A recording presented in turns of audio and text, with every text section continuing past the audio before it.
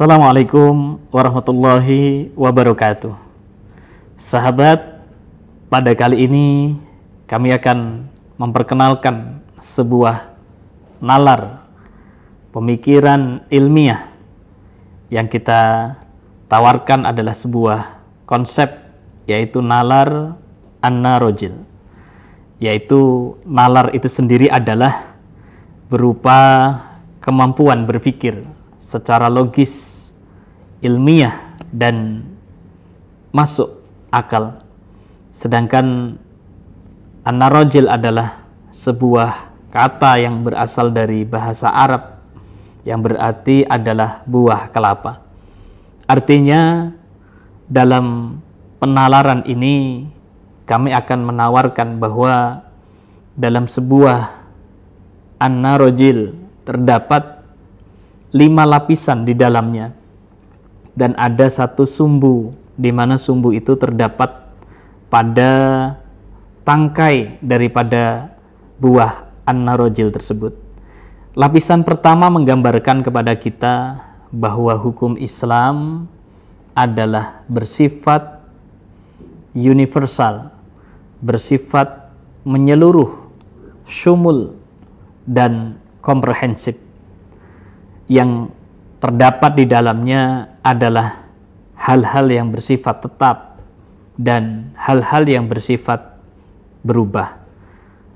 Yang tetap atau yang subut adalah aturan-aturan yang qat'i di dalam Al-Quran, dan yang berubah berupa hal-hal yang taghayyur, yang mungkin dia berubah karena suatu kondisi atau situasi tertentu, sehingga dikatakan dalam sebuah kaidah, taghayyurul ahkam wa ikhtilafuha bitaghayyuril amkinah wal azminah wal ahwal wa niyah wal awaid, bahwa hukum itu akan senantiasa berubah tentunya sesuai dengan kondisi, yaitu waktu, kondisi tempat, kondisi niat, kondisi kultur, dan segala sesuatu yang mempengaruhinya akan menjadikan sebuah hukum itu yang bersifat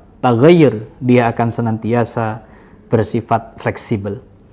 Dan begitulah dalam kaidah yang lain juga dikatakan, la yungkiru taghayyur ahkam bi taghayyuril amkinah wal azminah. Tidak dipungkiri bahwa suatu hukum itu akan senantiasa berubah sesuai dengan kondisi tempat, kondisi zaman yang mempengaruhi daripada hukum itu sendiri. Namun demikian, bahwa perubahan hukum akan dilihat kepada rasio legis atau illah, di mana dalam kaidah juga dikatakan al-hukmu yaduru ma'a illatihi wujudan wa adaman. Hukum itu akan senantiasa berkisar antara ada dan tidak adanya, yaitu rasio legis atau illah hukum yang mempengaruhinya. Namun meskipun illah hukum menjadi patokan perubahan suatu hukum, tapi hukum akan senantiasa mengikuti pada sebuah kemaslahatan yang lebih kuat. Al-hukmu yatba'u al-maslahah ar-rajihah. Dan begitulah dalam lapisan pertama di dalam nalar an-narojil, bahwa hukum bersifat komprehensif yang memiliki prinsip-prinsip at-taisir. Hukum itu memudahkan, al-adl, hukum itu bersikap adil, berkeadilan, dan asyura, demokrasi, dan juga al-musawah, ia melihat pada unsur-unsur kesamaan dan tidak membeda-bedakan antara yang satu dengan yang lainnya. Kemudian dalam lapisan yang kedua adalah approach, ataupun yaitu yang disebut dengan pendekatan. Artinya hukum Islam yang bersifat komprehensif, yang bersifat menyeluruh, dapat dikaji, dapat dianalisis dengan menggunakan beragam, yaitu pendekatan atau multidisipliner, di mana ketika kita melihat bahwa ada pendekatan yang disebut dalam bahasanya Profesor Dr. Khairuddin Nasution atau Profesor Nasution, beliau mengatakan ada intradoctrinal reform dan ada extradoktrinal reform. Artinya bahwa hukum itu akan dikaji dengan pendekatan intradoktrinal reform dengan menggunakan usul fikih sebagai metode intradoktrinal reform, dan kemudian extradoktrinal reform dengan menggunakan teori-teori di luar usul fikih. Artinya bahwa hukum Islam yang bersifat syumul, bersifat menyeluruh ini dapat dikaji dengan berbagai teori secara inklusif, secara terbuka. Kemudian pada lapisan yang ketiga, meskipun hukum itu dapat diuji, dapat dianalisis dengan teori yang berbeda-beda, juga harus dilihat pada sisi tujuan daripada hukum itu sendiri, di mana disebut dengan al-maqasid atau maqasidus syariah. Maqasid adalah tujuan hukum, di mana hukum bertujuan lijalbil masalih walidaf'il mafasid, mengambil suatu kemaslahatan dan menolak segala kemudaratan, baik yang bersifat primer, sekunder maupun tersier, baik yang bersifat daruriyah, hajiyah maupun tahsiniyah.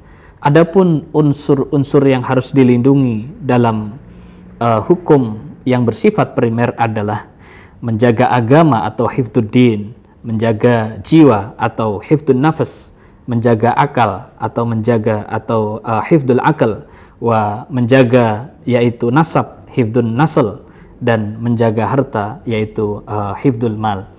Ini adalah tujuan daripada maqasid asyariah sebagai standar di mana sebuah hukum yang bersifat komprehensif kemudian dapat dikaji pada lapisan kedua, yaitu secara inklusif, dan kemudian dilihat juga pada unsur yaitu maqasid asyariahnya. Baru kemudian pada lapisan yang keempat kita akan melihat yaitu adanya kompetensi daripada seorang mujtahid atau seorang ilmuwan atau seorang cendekiawan yang menganalisis atau berupaya untuk menggali suatu hukum sehingga menghasilkan sebuah produk hukum yang kontemporer atau yang baru, yang itu tentunya harus dilihat pada kapasitas seorang mujtahid. Apakah kapasitas seorang mujtahid telah mampu atau layak untuk berpunya potensi untuk menghasilkan sebuah produk ataukah tidak. Tapi yang terpenting bahwa dalam prinsip an-narojil ini ada pusar atau ada sumbu yang saya katakan tadi dalam sebuah tangkai yang menghubungkan dari luar lapisan sampai ke dalam. Di situ menunjukkan bahwa seorang mujtahid harus memiliki keimanan sehingga hasil produk hukum, terlebih hukum Islam, bisa menghasilkan sebuah produk yang benar-benar membawa nilai-nilai kemaslahatan sesuai dengan tujuan syarak yang diinginkan. Maka tauhid dalam konteks ini menjadi penting sebagai ilmu yang bisa menjadi landasan suatu hukum. Dan pada lapisan yang terakhir, yaitu lapisan yang kelima, di sana kita akan melihat yaitu bahan atau melihat yaitu adanya teks dan adanya konteks. Adanya teks adalah yang disebut dengan yaitu nas, Al-Quran maupun As-Sunnah, yang secara istimbat kita bisa menganalisis ayat-ayat tertentu atau kemudian dianalisis dengan hadis, sehingga peran As-Sunnah terhadap Al-Quran juga menjadi penting sebagai bayanu tafsir, sebagai penjelas, bayanu ta'kid sebagai penguat, maupun bayanu tasyri' sebagai syariat baru yang tidak tercover di dalam Al-Quran.